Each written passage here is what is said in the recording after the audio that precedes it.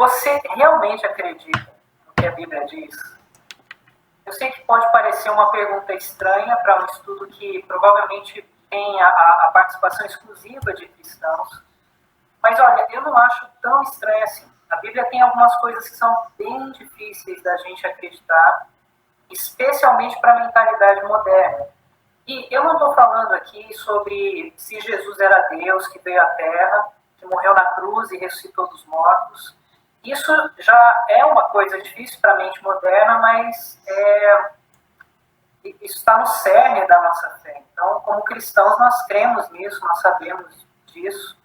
Eu nem estou falando também de histórias de milagres que aconteceram no Êxodo, quando Deus resgatou Israel do Egito. A maioria dos cristãos diria que acredita nessas coisas. Afinal, se você não acredita em Deus, que Jesus é Deus, que Deus Pai poderia fazer aqueles milagres que fez no Antigo Testamento, é difícil alguém dizer que é cristão se não crê nessas coisas, né? Mas eu estou falando aqui de coisas sobrenaturais e pouco conhecidas, que você encontra ocasionalmente ali e em outro lugar na Escritura, mas que raramente você ouve falar dessas coisas na igreja. Então, aqui vai um exemplo. Em 1 Reis, capítulo 22, há uma história sobre um rei perverso de Israel, o nome dele é Acabe.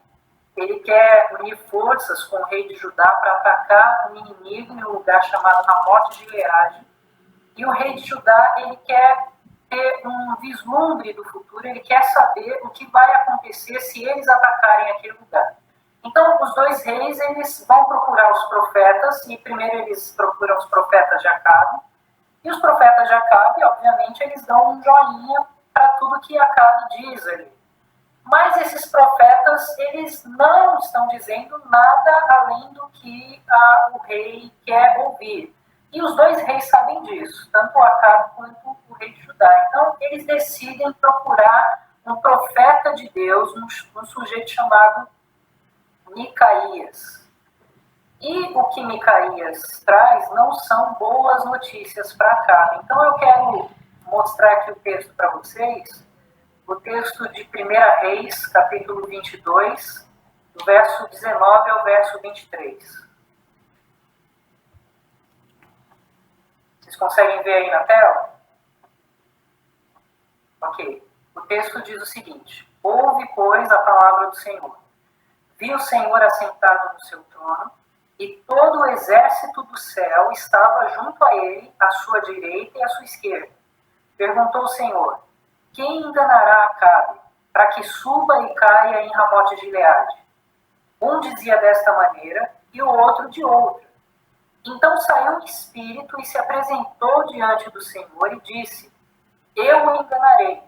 Perguntou-lhe o Senhor: com que? Respondeu ele: sairei e serei espírito mentiroso na boca de todos os seus profetas. Disse o Senhor: tu enganarás e ainda prevalecerás. Sai e faz-o assim. Eis que o Senhor pôs o espírito mentiroso na boca de todos estes teus profetas, e o Senhor falou o que é mal contra ti. Uau! Perceba aqui o que a Bíblia está pedindo para você acreditar nesse momento. Que Deus se encontra com um grupo de seres espirituais para decidir o que vai acontecer na Terra. Isso é real? Há um outro exemplo aqui, eu quero mostrar para vocês. Isso é cortesia de Judas. Judas, o verso de número 6. Vocês conseguem ver o texto aí? Não? Só um instantinho.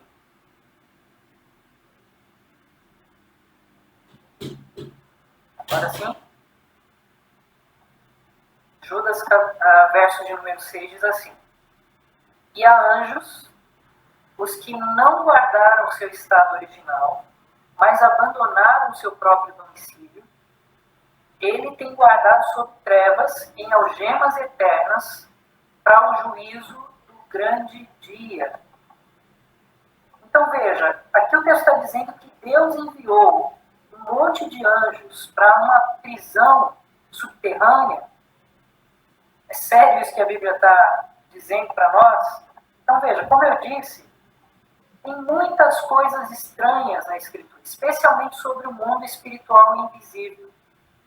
Eu conheci muitos cristãos que não têm problemas com os ensinamentos sobrenaturais, que são menos controversos na Bíblia, pelo menos controversos entre os cristãos, como quem era Jesus, o que ele fez. Mas passagens como essas que a gente acabou de ler, elas deixam esses cristãos um pouco desconfortáveis. E alguns simplesmente ignoram essas passagens. Uma vez um pastor pregava uma série de sermões em 1 Pedro, e na manhã que ele chegou, em 1 Pedro, capítulo 3, verso 18 ao 22, ele subiu no púlpito e a primeira coisa que ele disse, quando ficou em pé, ele disse o seguinte: olha, esses versículos são muito estranhos, então eu vou pular. O que ele quis dizer com estranho foi que esses versículos tinham elementos sobrenaturais que simplesmente não se encaixavam com a sua teologia.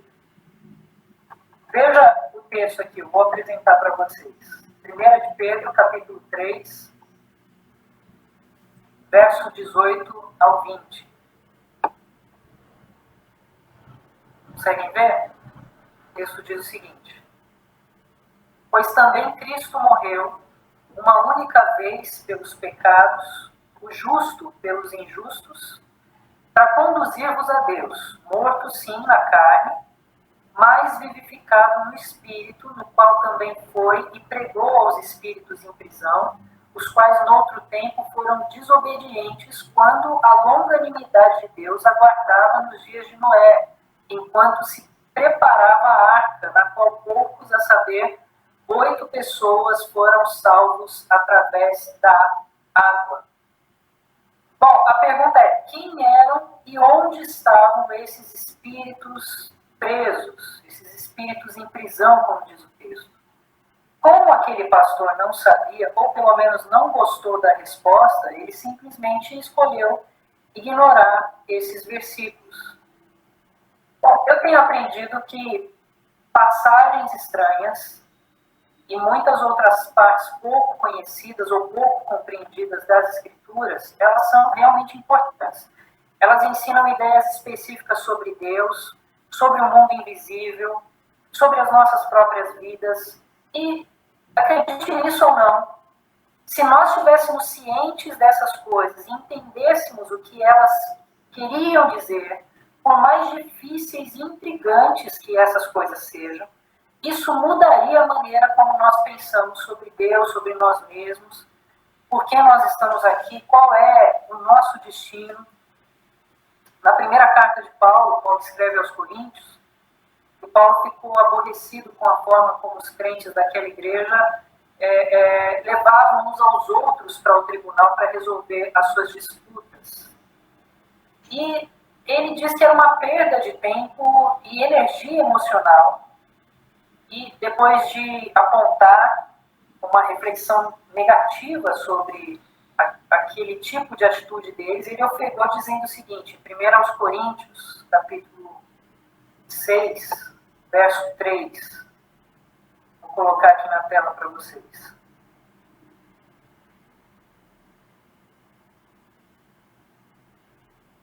Diz assim: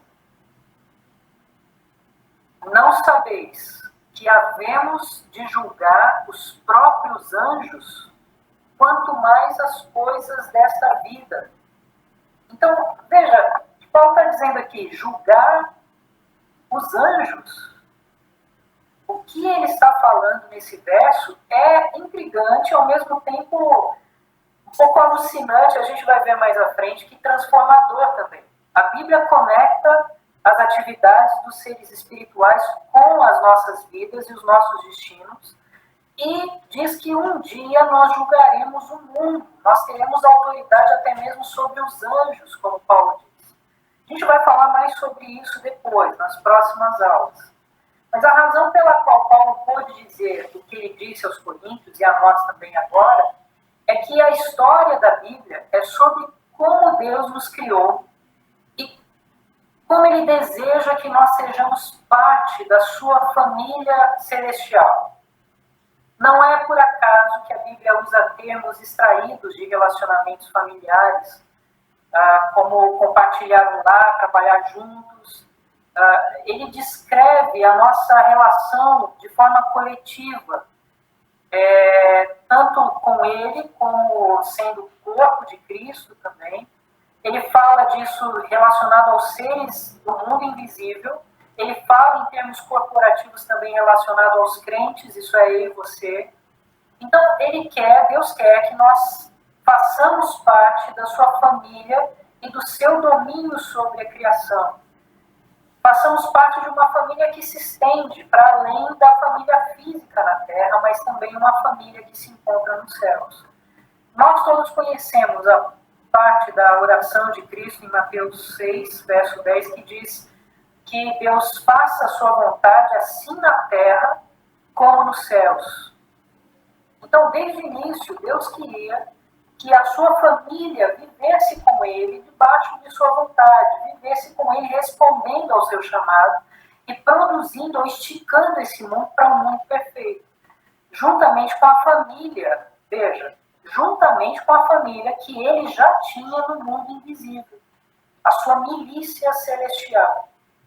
Essa história, o objetivo de Deus, sua oposição com os poderes das trevas, a queda do homem e as quedas consequentes ali no primeiro momento, lá em Gênesis, entre o capítulo 1 e o capítulo 12, e o sucesso final do projeto de Deus, como revelado no decorrer da Escritura, especialmente no texto de Apocalipse, é a linha geral que vai nos conduzir ao entendimento daquilo que a gente vai tratar nesse estudo. Então, aqui a gente vai falar desde o início até o fim e como essas coisas estão conectadas no mundo físico e no mundo espiritual. Agora, a gente não pode apreciar esse drama todo da Escritura se a gente não incluir nesse drama todos os seus atores, mesmo os personagens sobrenaturais que fazem parte dessa história, mas que geralmente são ignorados por muitos que estudam a Escritura.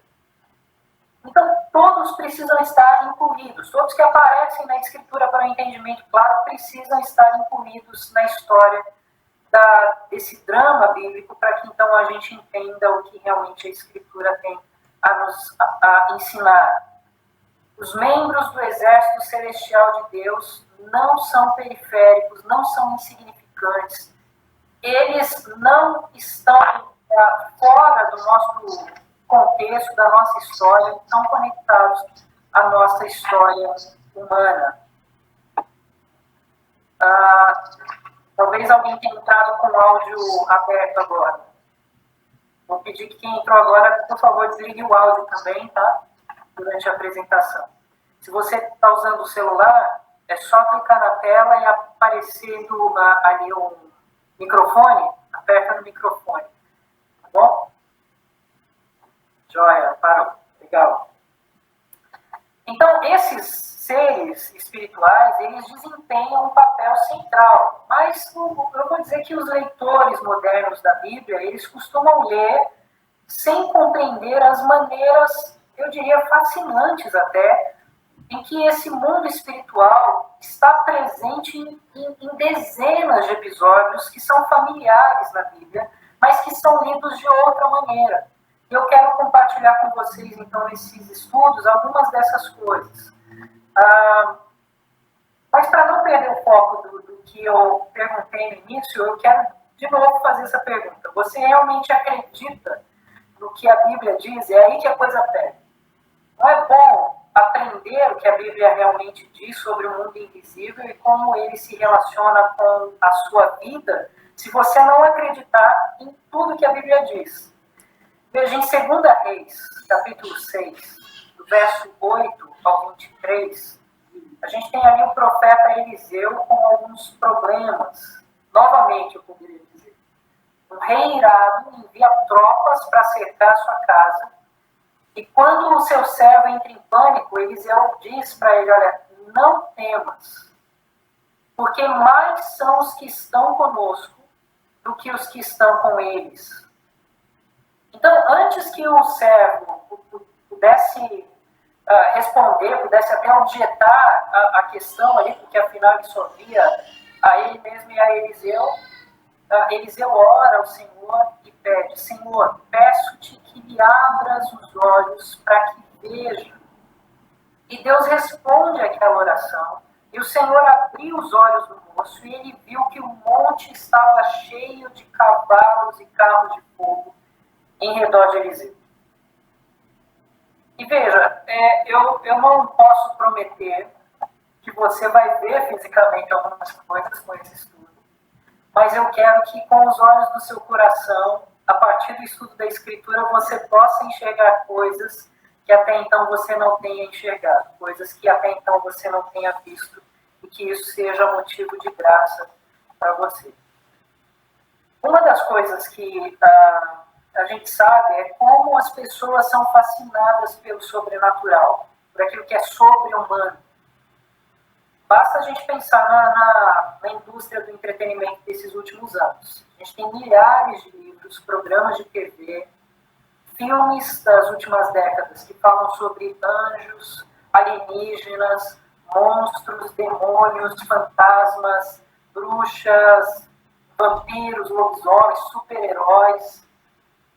As grandes franquias de sucesso no cinema tratam de alguma forma sobre questões sobrenaturais ou sobre-humanas, né? A gente tem os Vingadores, né? Voltando um pouco atrás, a gente tinha os X-Men, Harry Potter, Superman. Eu não gosto, mas tem a saga Crepúsculo. Você tem programas de TV, séries como Fringe, Supernatural, Arquivo X, e todas elas têm seguidores dedicados que vão seguir essas séries e mesmo depois que a série acaba, ainda permanecem como fãs. E essas coisas realmente são muito populares, em contos, livros, na arte também. E a pergunta é por quê? Uma resposta é que elas são uma fuga da vida comum. Elas nos oferecem um mundo que parece mais interessante de alguma forma, um mundo mais emocionante que o nosso. Há alguma coisa sobre o bem versus o mal quando isso é ampliado numa escala cósmica que nos emociona de alguma forma, né? Basta lembrar da luta épica dos heróis da Terra-média, Gandalf, Frodo, companhia contra o Lorde das Trevas, né, o Sauron, lá na trilogia do Senhor dos Anéis, e como isso cativou os leitores a mais de meio século, nem sei quantos anos tem agora. Mas quanto mais sobrenatural o vilão, mais espetacular o triunfo. E isso nos emociona de alguma forma. Em outro nível, as pessoas são atraídas para outros mundos porque, como diz o texto de Eclesiastes, Deus colocou a eternidade em nossos corações. Há um aspecto na condição humana que anseia por algo que vá além da experiência humana, algo sobrenatural, algo divino. O apóstolo Paulo ele escreve também sobre esse desejo. Ele ensinou que isso vem simplesmente pelo fato de nós sermos criaturas em um mundo criado por Deus.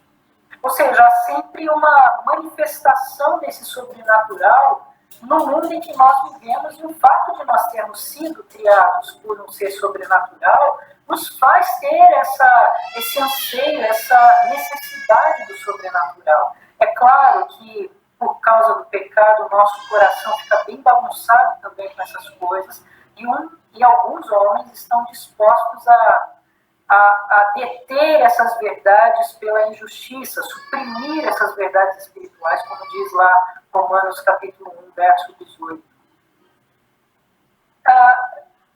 Agora, não parece que nós pensamos na história épica da Bíblia da mesma maneira como nós pensamos sobre os nossos livros sobrenaturais preferidos, né, os nossos filmes e as nossas lendas. E existem algumas razões do porquê disso, que vão além da falta de efeitos especiais.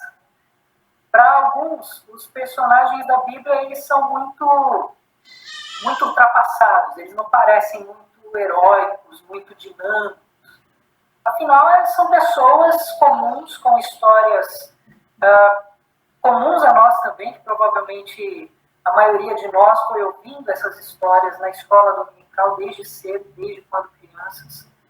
Depois há também para nós a barreira cultural, é difícil nos identificarmos com o que parece ser um desfile interminável de pastores de rebanhos e homens vestindo túnicas, como nós vemos nas nossas peças de Natal.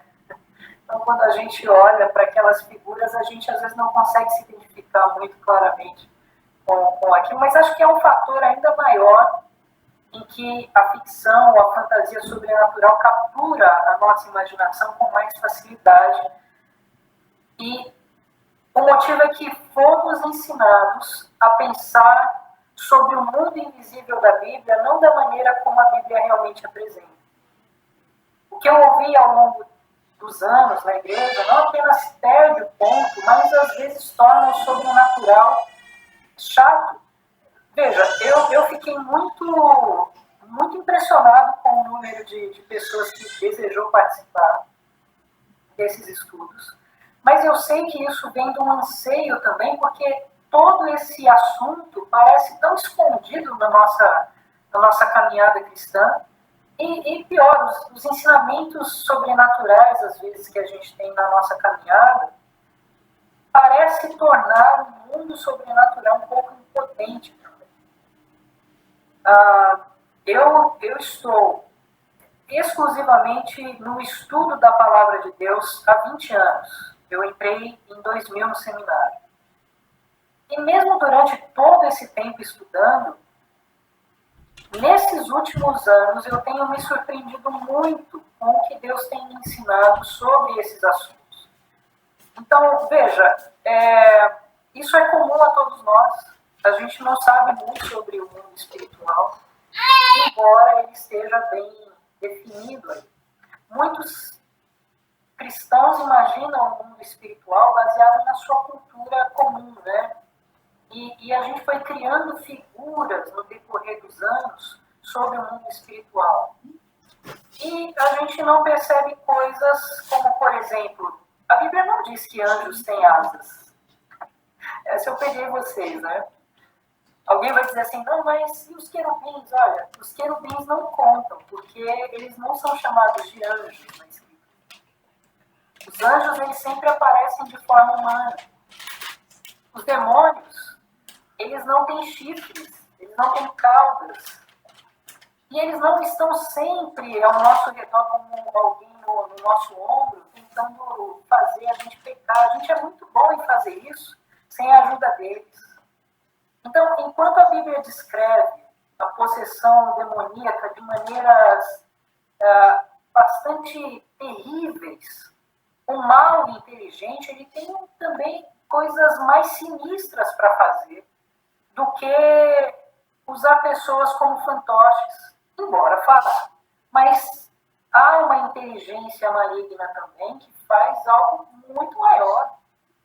E além disso, anjos e demônios, para surpresa de todos, são os atores menores desse grande drama.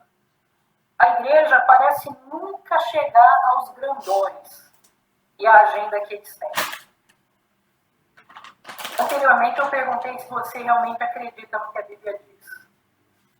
Agora eu quero começar a apresentar algumas coisas para você que talvez vai te abalar um pouco, vai te mexer um pouco contigo, mas vai te dar uma clareza também um pouco maior sobre essas questões. A Bíblia diz que Deus tem uma força-tarefa de seres divinos que realizam suas decisões.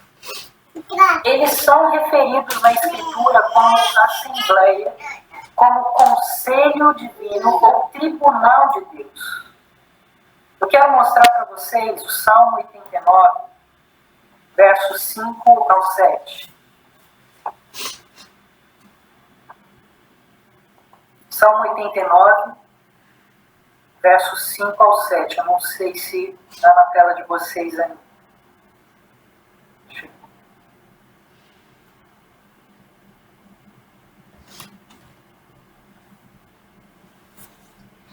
Não chegou na tela de vocês? Vocês estão com a Bíblia aí? Ok. Então vamos seguir ali na Bíblia mesmo. Salmo 89.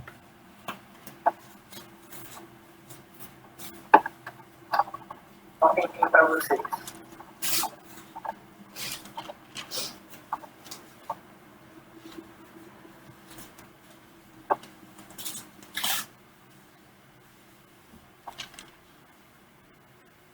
Ok. Opa, acho que a gente vai conseguir apresentar aqui o texto. Aê! Salmo 89. E vamos lá, paciência, primeira vez, gente. Diz assim: celebram os céus as tuas maravilhas, ó Senhor, e na assembleia dos santos a tua fidelidade. Pois quem nos céus é comparável ao Senhor? Entre os seres celestiais, quem é semelhante ao Senhor? Deus é sobremodo tremendo na assembleia dos santos e todos os que o rodeiam. Veja, geralmente a gente lê esse texto interpretando essa Assembleia dos Santos como se referindo aos líderes religiosos de Israel ou ao povo de Deus, mas não é isso que o texto está dizendo aqui. Ele está falando sobre seres espirituais. O tema começa no início ali, no verso 5, e ele continua falando sobre seres espirituais. E esses seres aqui são chamados de Assembleia dos Santos, ou é isso, Assembleia dos Santos, né? Isso, 2 vezes é repetida essa ideia aqui. Outro texto que eu quero mostrar para vocês é o texto de Daniel, capítulo 7, verso 10, que diz assim: um rio de fogo manava e saía de diante dele. Milhares de milhares o serviam, e miríades de miríades estavam diante dele. Assentou-se o tribunal, e se abriram os livros. Então aqui ele fala desses seres espirituais como o tribunal de Deus. Agora, um dos versículos mais claros sobre esse assunto é o Salmo de número 82, o verso 1. A nossa versão aqui, a revista atualizada, diz assim: Deus assiste na congregação divina, no meio dos deuses, estabelece o seu julgamento. Percebe o que o texto diz? Deus assiste na congregação divina, no meio dos deuses, estabelece o seu julgamento. Se você pensar bem, esse é um versículo bastante surpreendente. Eu posso dizer, eu não sei se o pastor William está com a gente aqui, mas eu posso dizer, eu falei para ele na ocasião, que quando eu me detive nesse texto, prestei mais atenção nos detalhes do texto, eu realmente fiquei chocado. Mas o texto significa o que ele diz claramente, como qualquer outro texto no capítulo, no Salmo 82. Todo salmo deve ser entendido no seu contexto do que mais a Bíblia diz, e nesse caso, o que diz sobre os deuses e como esse termo deve ser definido. A palavra hebraica traduzida ali para nós como deuses é a palavra Elohim. Muitos que já conhecem essa palavra, muitos de nós pensamos em Elohim por tanto tempo em um único sentido, como sendo um dos nomes de Deus. E a gente geralmente pensa que a única tradução para isso é Deus no sentido de se referir a Deus Pai. Agora, pode ser difícil, por isso, pensar que essa palavra tem um significado mais amplo. Mas, na verdade, ela tem. E a palavra, ela se refere a qualquer habitante do mundo espiritual invisível. É por isso que você vai encontrar essa palavra sendo usada em Gênesis 1:1. Quando diz lá, no princípio, criou Deus os céus e a terra. E esse, obviamente, Elohim aqui está se referindo a Deus Pai. Mas você também vai encontrar essa palavra se referindo a demônios.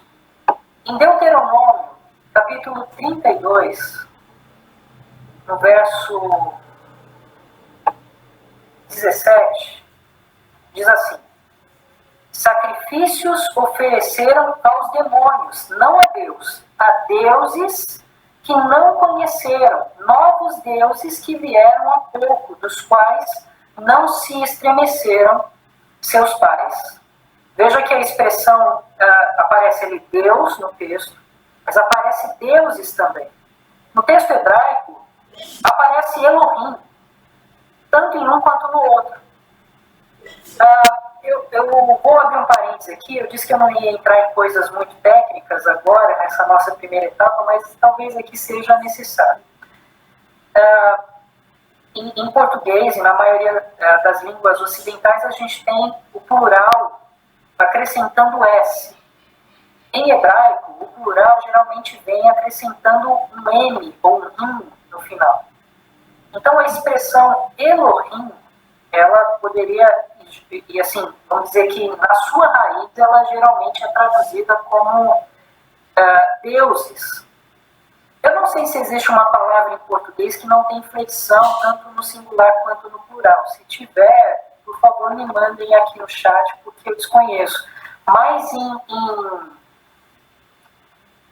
inglês, por exemplo, você tem a expressão sheep, ovelhas. Você só sabe se a palavra... sim, obrigado, tênis, né? Tênis é uma expressão aí que é tanto singular como plural. O Maurício me ajudou, então vou usar a expressão tênis aqui. Tanto no singular quanto no plural, a flexão é a mesma. Isso também serve para a palavra Elohim no hebraico. Você só sabe se o texto está se referindo a Deus, Pai, ao nosso Deus, quando os outros verbos ao redor dessa palavra indicam o singular. E você vai saber que não está se referindo a Deus, mas a outros deuses, quando essa palavra tem verbos no seu redor, expressões no seu redor que apontam para o plural. Deu para entender? Então, essa pausa aqui foi só para explicar isso, né? Essa palavra Elohim, ela é a mesma tanto para Deus, nosso Deus, Pai, quanto para deuses. Em hebraico é a mesma coisa. Veja, em hebraico você não tinha letras maiúsculas e letras minúsculas. Todas eram letras maiúsculas. Então não havia essa diferenciação. Você só poderia saber pelo contexto da passagem. E o contexto da passagem nos dá meios também de traduzir adequadamente o que o texto diz.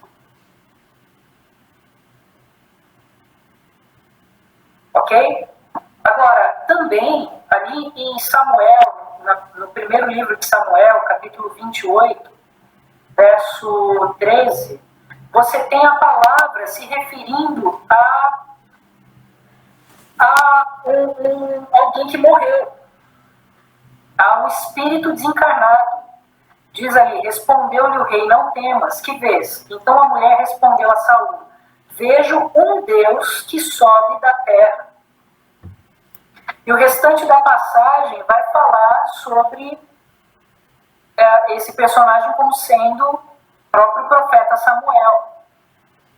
Então, o que eu quero dizer com isso, eu poderia dar outros exemplos, mas todos os seres que vivem no âmbito espiritual invisível são chamados de Elohim, todos. Deus, deuses, querubins, serafins, anjos, demônios, espíritos de mortos, todos os seres que vivem no âmbito espiritual são chamados de Elohim. É uma expressão, então, vamos dizer, uma expressão técnica para se referir a um ser que vive nesse ambiente sobrenatural.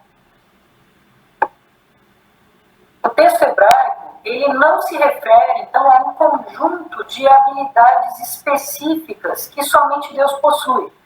A Bíblia, ela distingue Deus de todos os outros deuses de outra maneira, não usando a palavra Elohim. Por exemplo, a Bíblia ordena aos deuses que adorem o Deus da Bíblia. A gente vê isso no Salmo 29, diz ali, ó, tributai ao Senhor, filhos de Deus, tributai ao Senhor glória e força. Então, esses filhos de Deus do Antigo Testamento ali, se referindo a esses seres espirituais, eles devem louvar, adorar a este único Deus, quer dizer, a este único que é sobre todos, aquele que é o Criador de todos. A Bíblia vai dizer isso na continuidade ali, Salmo 95, verso 3, o texto diz, porque Yahvé é o Elohim Supremo e o grande rei acima de todos os deuses. Vocês sabem que a expressão Senhor na nossa Bíblia, toda vez que ela aparece em caixa alta, com todas as letras maiúsculas, no caso aqui não está aqui no meu slide, mas no texto ali da versão revista atualizada você vai ver Senhor com todas as letras maiúsculas. Ali você tem o nome Yahvé, é o nome do nosso Deus. Então uma leitura do texto seria, porque Yahvé é o Elohim Supremo, ele é o grande rei, acima de todos os deuses, ou acima de todos os Elohims. É isso que o texto bíblico está dizendo aqui. A gente tem no Salmo 148, verso 1 ao 5, dizendo o seguinte, aleluia, louvai ao Senhor, ou a Yahvé, no alto dos céus, louvai-o nas alturas, louvai-o todos os seus anjos, louvai-o todas as suas legiões celestes, louvai o sol e lua, louvai todas as estrelas luzentes, louvai os céus dos céus e as águas que estão acima do firmamento. Louvem o nome do Senhor, pois mandou ele e foram criados. Então veja, qual é a distinção do Elohim Yahvé de todos os outros Elohims? Ele é o Criador de todos. Ele está sobre todos. Ele criou esses outros Elohims e ele é rei sobre esses outros Elohims. E porque ele é o criador de todos os Elohims, ele deve ser adorado por eles. Eles lhe devem adoração, eles lhe devem culto, eles lhe devem honra. O Salmo 89, eu já citei anteriormente, versos 6 e 7, diz assim, pois quem nos céus é comparável ao Senhor, a Yahvé? Entre os seres celestiais, quem é semelhante ao Senhor? Deus é sobremodo tremendo na assembleia dos santos e temível sobre todos os que o rodeiam. E aqui o texto, como eu já disse anteriormente, está se referindo aos seres espirituais, a Elohims.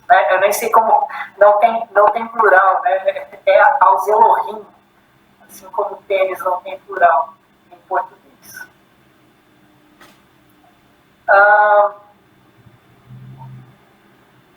O texto de 1 Reis, capítulo 8, verso 23, diz o seguinte, e disse, ó Yahvé, ou ó Senhor, Deus de Israel, não há Deus como tu, em cima nos céus, nem embaixo na terra, como tu que guardas a aliança e a misericórdia a teus servos, que de todo o coração andam diante de ti.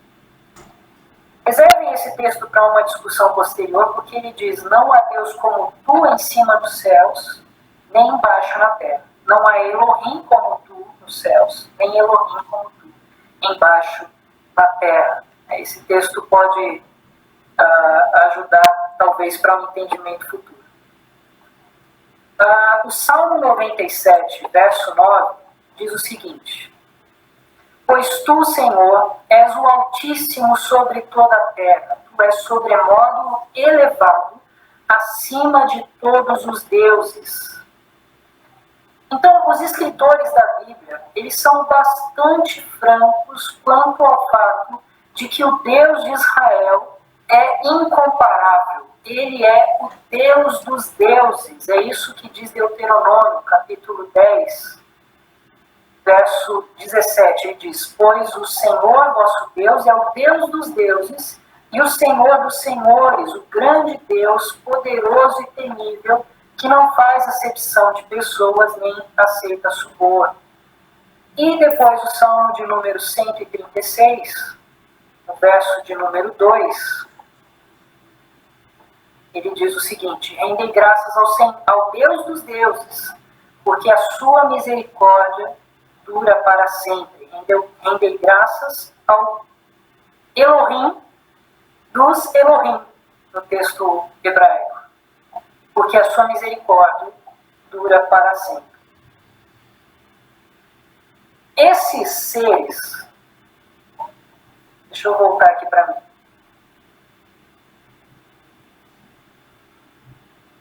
Todos estão me vendo? Ok. Esses seres do Conselho dos Santos, eles são reais.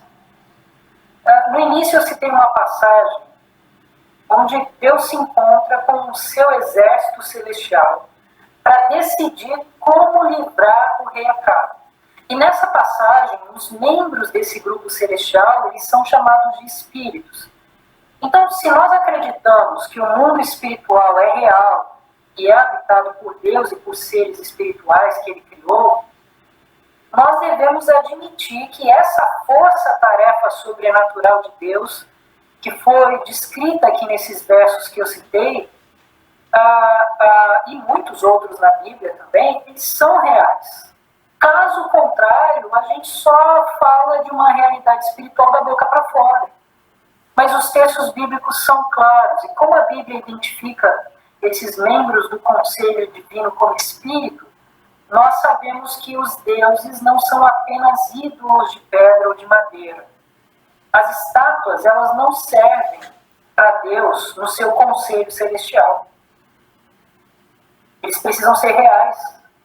É verdade que as pessoas adoravam os deuses rivais no mundo antigo, e eles fizeram ídolos para adorar esses deuses, mas eles mesmos sabiam, há vários registros sobre isso, eles sabiam que aqueles ídolos que eles fizeram com as suas próprias mãos não eram os poderes reais. Esses ídolos artesanais eram apenas objetos que seus deuses podiam possuir para que eles então recebessem os sacrifícios e distribuíssem conhecimento aos seus seguidores, que realizavam esses rituais para solicitar aos deuses que viessem até eles e se instalassem nos ídolos que eles fizeram. Então eles sabiam que a divindade não era o seu ídolo em si, mas ele podia habitar naquele ídolo que ele fez, em algum momento, especialmente nos momentos de sacrifício. Voltando no Salmo 82, diz ali que os deuses, no verso 1, são chamados de filhos de Deus, e no verso 6, eles são chamados de filhos do Altíssimo. Então, os filhos de Deus, eles vão aparecer várias vezes na Bíblia, geralmente na presença de Deus, como lá no texto de Jó, no capítulo 1, verso 6, diz assim: num dia em que os filhos de Deus vieram apresentar-se perante o Senhor, veio também Satanás entre eles. Se você ler o capítulo, você vai observar que ali está se referindo a um momento sobrenatural, a assembleia sobrenatural. Então, você tem ali, depois no capítulo 2, verso 1, o texto dizendo o seguinte: num dia em que os filhos de Deus vieram apresentar-se perante o Senhor, veio também Satanás entre eles apresentar-se perante o Senhor. E aqui novamente está se referindo a essa Assembleia Santa, a essa Assembleia Divina. Essa é mais uma ocasião bíblica que é conhecida por nós, mas que geralmente a gente não pensa nos termos que ela realmente apresenta. Isso é muito interessante. Aliás, a gente tem Jó capítulo 38, dizendo o seguinte: Jó capítulo 38 é uma recontagem da criação. Ele está contando novamente o momento da criação. Alguns estudiosos sugerem que o livro de Jó foi o primeiro livro da Bíblia escrito. Ele é mais antigo que Gênesis, inclusive. Então é possível que o povo ali de Israel, no primeiro momento, na saída do Egito, já conhecesse o livro de Jó e a própria revelação sobre a criação de Deus dada ali no livro de Jó. E quando Jó fala dessa criação, ele diz que as estrelas da alva juntas alegremente cantavam e rejubilavam todos os filhos de Deus. Em que momento isso acontece? Quando Deus estava colocando em ordem a criação, colocando em ordem aquela massa que ele fez. Os seres espirituais assistiam a esse momento. Isso é muito interessante. Deus chama esses seres espirituais de filhos de Deus ou filhos do Altíssimo. E uma vez que que Deus os criou, ele usa uma linguagem familiar para eles. Isso faz todo sentido. Da mesma maneira como você se refere aos seus filhos como filha, filho, porque você participou da criação deles, Deus se refere aos seres espirituais como filhos, porque ele os criou. Mas além de ser seu pai, Deus também é seu rei. E esse é um dado interessante, porque no mundo antigo, os reis geralmente governavam por meio de suas famílias estendidas. O reinado era passado para os seus herdeiros, então era um filho que assumia o trono, e os cargos de confiança, no geral, eram cargos dados aos familiares do rei. Então o domínio que o rei exercia era um negócio de família. E isso é meio que uma representação daquilo que acontece nos céus mesmo. Deus é o Senhor do seu conselho. E os seus filhos têm o próximo posto mais alto em virtude do seu relacionamento com ele, ou seja, são filhos de Deus. Mas como nós vamos discutir ao longo desse estudo, algo aconteceu e alguns desses filhos se tornaram desleais. Agora, os filhos de Deus também são seres que tomam decisões.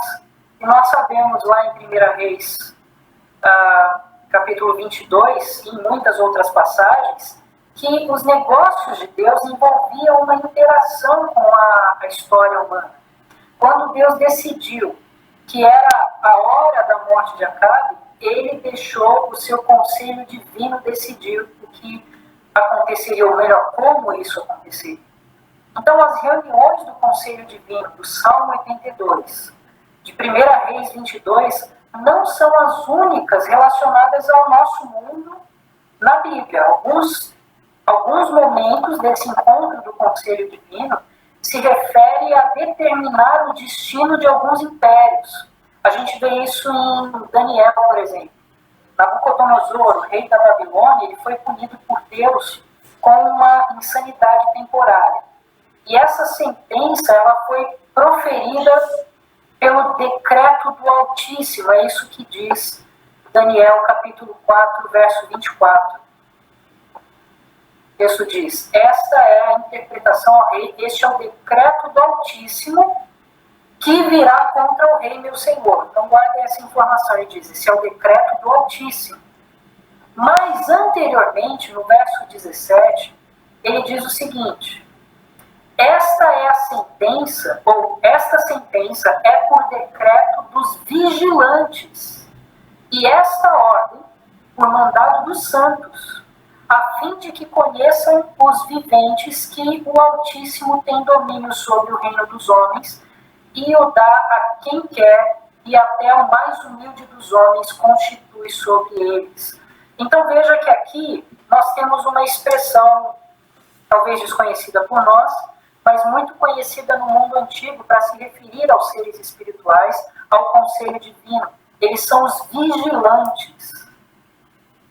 Esse era um termo usado no Antigo Oriente Próximo para se referir aos seres divinos, ao conselho de Deus. E referia-se a como eles estavam sempre vigilantes sobre os assuntos da humanidade. Eles nunca dormiram. Eles sempre sabem, eles sempre estão em observação sobre o que está acontecendo na humanidade. E essas cenas bíblicas das sessões do Conselho Divino, elas nos dizem que os membros do Conselho de Deus participam do governo de Deus. Em pelo menos alguns casos, Deus decreta o que Ele quer que seja feito, mas Ele também, vamos dizer assim, compartilha esse decreto aos agentes sobrenaturais para que eles decidam a forma como isso acontecerá.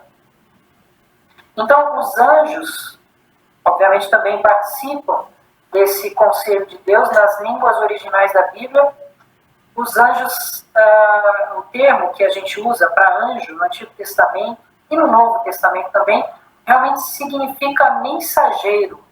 A palavra anjo, veja, talvez você seja surpreendido aqui, mas a palavra anjo não se refere a um ser propriamente, mas se refere a um ofício. É um ofício que esse ser tem, de ser um mensageiro.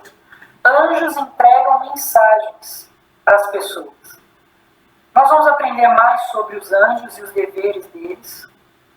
Vamos aprender também mais sobre os outros membros do Conselho Divino, mas isso vai ficar para outro estudo.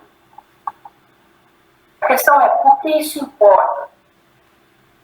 Talvez a sua reação nesse momento seja que você viu muitas coisas malucas aqui, logo na primeira aula, coisas estranhas, coisas que você não está acostumado a ouvir. Mas o que isso tem que ver com a minha vida cotidiana e para o modo como a igreja funciona? E a resposta é que essas verdades apresentadas nesse estudo têm tudo a ver com a nossa vida, com a compreensão de quem Deus é, como nós nos relacionamos com Ele, qual é o nosso propósito na Terra. Para ajudar a esclarecer, eu vou usar aqui um método que o próprio livro usa também, que é de aplicar algumas dessas verdades à nossa prática cotidiana, algumas implicações práticas sobre isso. Então, nessa aula, nós discutimos como a Bíblia descreve a administração cósmica de Deus e que insights essas descrições nos dão sobre Deus e, finalmente, como Deus se relaciona conosco. Primeiro, os negócios da família celestial de Deus são um modelo de como Ele se relaciona também com a sua família terrena. Nós vamos discutir isso mais adiante, mas aqui está um exemplo. Você pode se perguntar por que Deus precisa de um conselho. Deus não deveria precisar da ajuda para fazer nada no mundo espiritual. Ele é Deus, Ele faz o que Ele quer. Mas a Bíblia é muito clara. Ele usa seres inferiores e distribui responsabilidade sobre eles, distribui dons sobre eles, inteligência a eles também, para que cumpram, participem do seu projeto, do seu plano. Ele não precisa de um conselho divino, mas ele escolheu fazer um conselho divino. E ele também não precisa de nós. Mas ele escolheu nos usar. Deus poderia simplesmente falar em voz audível com quem Ele quer trazer para o Evangelho, dar a essas pessoas todo o incentivo que elas precisam para se voltar para Ele. Deus Ele poderia convencer as pessoas a amar uns aos outros, colocando talvez até vozes na sua cabeça. Mas Ele não quis isso. Ele usa pessoas para isso. Ele usa pessoas como você e eu para fazer o trabalho. Então Ele faz isso no âmbito espiritual. E Ele faz isso no âmbito físico também. Ele faz isso com as suas famílias. Tanto a família celestial quanto a família terrena. Ele se agrada em usar os seus.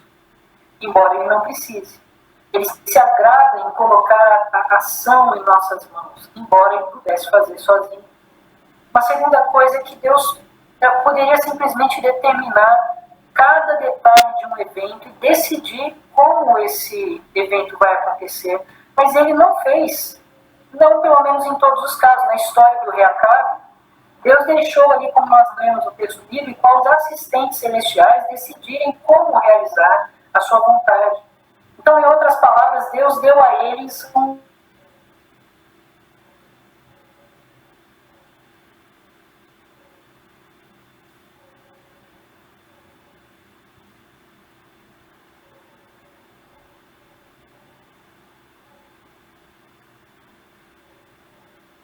conselho divino, desse negócio de família. Quem trabalha para ele é a sua família, então ele tem domínio. Uma informação talvez interessante é que Faraó, ela é a junção de duas palavras, é Far-a-a, ou Far-ha. E a ideia é que a palavra, a expressão, ela significa uma família estendida. Então, a ideia de um rei como o Faraó é que ele tem uma família que governa com ele. Ele tem um reinado de uma família estendida. E isso é vamos dizer, uma representação terrena do que acontece nos céus também. Os seres celestiais, eles compartilham desse domínio. E nós também compartilhamos. Os seres físicos compartilham desse domínio, participam da administração da empresa de Deus. Surpreendentemente, a Bíblia fala sobre nós nesses termos. Desde o início, no Éden, Deus criou a humanidade para governar a terra com ele. Deus disse a Adão e Eva: sede fecundos, multiplicai-vos. Vocês estão vendo Gênesis, capítulo 1. Deixa eu colocar aqui para vocês.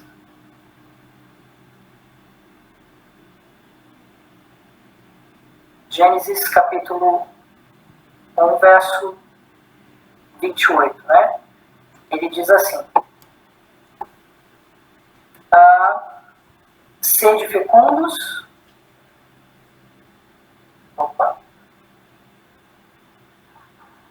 E Deus abençoou e lhes disse: sede fecundos, multiplicai-vos.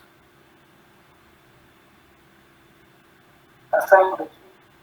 Sede fecundos, multiplicai-vos, enchei a terra e sujeitai-a, dominai sobre os peixes do mar, sobre as aves dos céus, e sobre todo o animal que rasteja pela terra.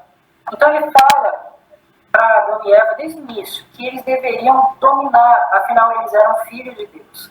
Eles eram a família terrena de Deus. Deus queria viver com eles e deixá-los participar do plano de tornar o mundo inteiro como o Éden. A gente vai ver mais à frente isso, mas o Éden, texto do profeta Jeremias, se não me engano, ele diz que o Éden ficava em uma alta montanha. Ali era a intersecção entre os céus e a terra, era o lugar onde tanto seres físicos como seres espirituais estavam habitando. E Deus dá ordem para Adão e Eva para transformar o restante da terra, sujeitando a terra, cuidando dela, desenvolvendo o que eles pudessem desenvolver, para tornar todo o restante da terra como o Éden. Por quê? Porque eles são filhos de Deus, porque eles são a família terrena de Deus e eles vão trabalhar como representantes de Deus nessa terra. Agora, este é um conceito até familiar para a maioria dos cristãos. O que não é tão aparente é que Adão e Eva não eram os únicos membros da família de Deus no Éden. A sua família divina também estava lá. O Éden é onde Deus morava, particularmente naquele momento. E onde Deus vive, onde Deus apresenta a sua presença de maneira especial, a sua família também está. Então, quando nós pensamos no céu como um lugar onde nós viveremos com Deus e seus anjos, nós estamos pensando em termos da sua família divina. É assim que foi originalmente planejado para nós, ou seja, viver nessa intersecção entre o físico e o espiritual. Assim foi planejado no início e vai ser assim no futuro também. Não é por acaso que a Bíblia termina com o céu voltando para a terra num Éden global, lá em Apocalipse, capítulo 21 e capítulo 22. Então, para entender o nosso destino, a gente precisa voltar no tempo em que duas famílias ocupavam o mesmo espaço, as duas famílias divinas. E nós vamos então precisar voltar para o jardim, mas a gente vai fazer isso na próxima aula. Já deu o nosso tempo aqui hoje. Tá bom?